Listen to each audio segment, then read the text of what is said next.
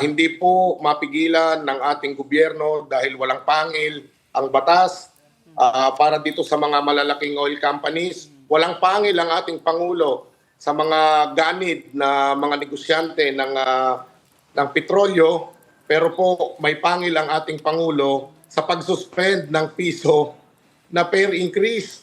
So, napaka-unfair.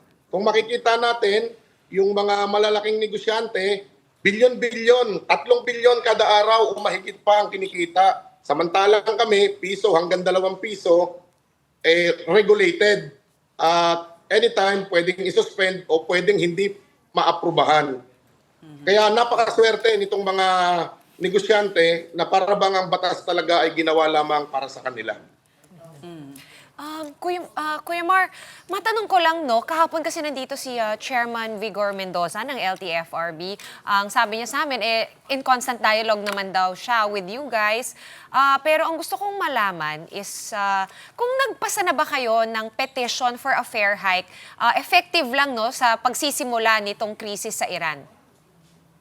Actually, wala pa po. Wala pa kahit sino sa amin ang nakapag-file nitong petition dahil nga tuloy-tuloy po yung pagsirit. Hindi namin alam kung saan dito sisimulan. Baka mas maganda kung sila na po ang makaisip nito dahil meron pong memorandum circular noong 2017 or 2016 kung hindi ako nagkakamali na kapag sumirit yung produktong petrolyo ay automatic din na magtataas yung pamasahe na hindi naman ginagamit ito ng LTFRB. Yun ang gusto ko ring ibalik po sa kaya Chairman Vigor Mendoza na ginagamit po ba nila ito sa panahon ng krisis. Meron pong memorandum circular niyan na panahon pa ng mga nakaraang administrasyon at sigurado po ako na effective pa rin po yan hanggang sa ngayon. Kasi ang pinoprotektahan dito, at sinabi na nga rin ni Chairman, na malaki ang inflationary impact kasi pag nagtaas ang pamasahe.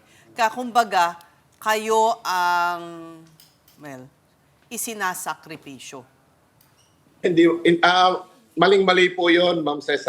Kami lang ang itinuturo para itong mga oil companies ay maligtas dito sa sinasabi na maligtas doon sa pagtuturo kung sino talaga ang may kasalanan kung bakit nagtataas yung inflation.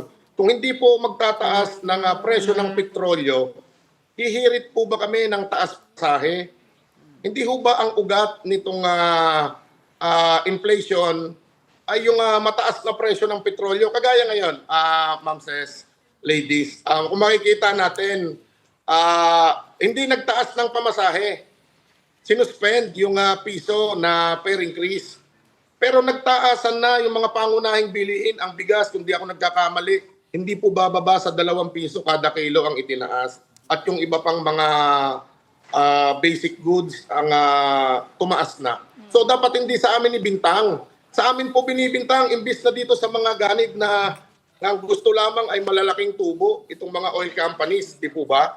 Isipin nyo, may stock pa, yung inventaryo nila ang ginagamit sa ngayon. Hanggang sa ngayon, Ma'am Ces, ay ito pa rin, Ma'am Sean, ito pa rin yung ginagamit na binibenta sa merkado.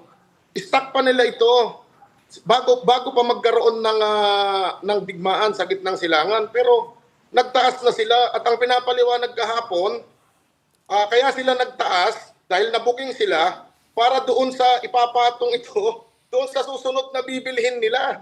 So yung pagbili nila ng diesel na mataas, isiningil na kaagad sa amin 3 weeks ago.